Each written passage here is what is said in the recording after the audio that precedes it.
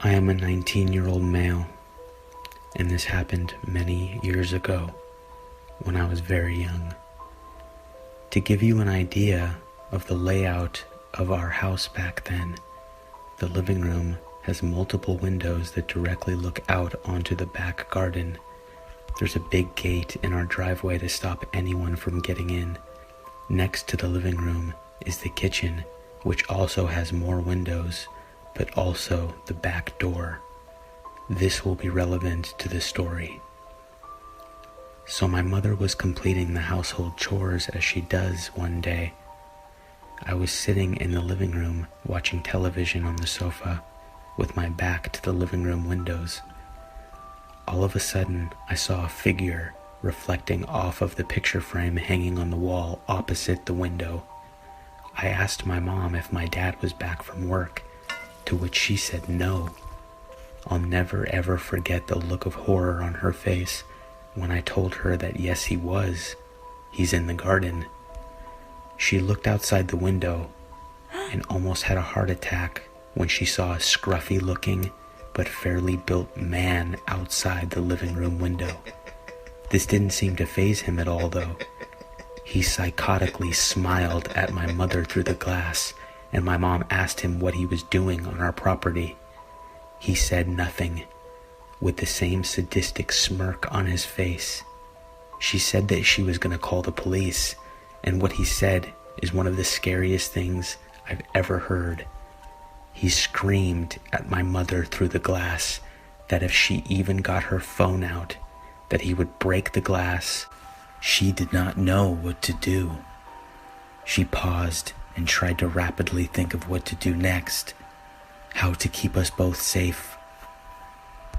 She wanted to protect me by calling the police, but she also didn't want him to hurt me if she did try to call them. As soon as he saw that she was terrified, he ran for the back door. Luckily, it was locked because my mom has always been a paranoid person, so she always locks the doors. He screamed at her to let him in, or if she didn't, he'd find a way in and kill us both. My mother told him to fuck off, which enraged him, and he pulled out a pocket knife and began bashing hard against the windows. I was still oblivious to what was happening, as I just thought I was my dad. I was very young. My mom frantically grabbed me, and I don't mean picked me up. She literally grabbed me off the sofa and booked it up the stairs. We were backing up in the upstairs hallway, looking for anywhere to hide, when my mom's younger brother popped out of his room with his headphones on.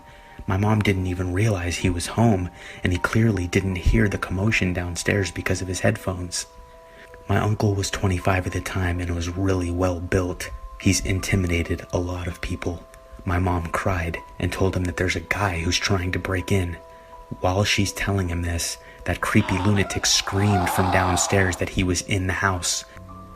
He said cynically, "Boogeyman is coming out to get you," which really freaked me out.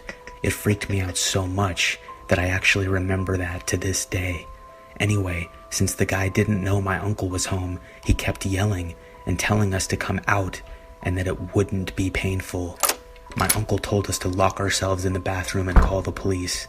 We did, and after 5 minutes of groaning and blatant violence downstairs, the police stormed in and found the guy bloodied and my uncle on top of him, beating him mercilessly. My uncle really didn't hold back. Turns out that he was a known pedophile, which is why he was watching me for so long while I was watching TV. After that day, my mom was terrified to be home alone at the house. I loved it as a child because I found the running and hiding fun, obviously because I was young. I can never thank my uncle enough for being there at the right time when my mother clearly forgot that he was still home. It honestly gives me chills, wondering what he would have done to my mother and myself if my uncle was not there.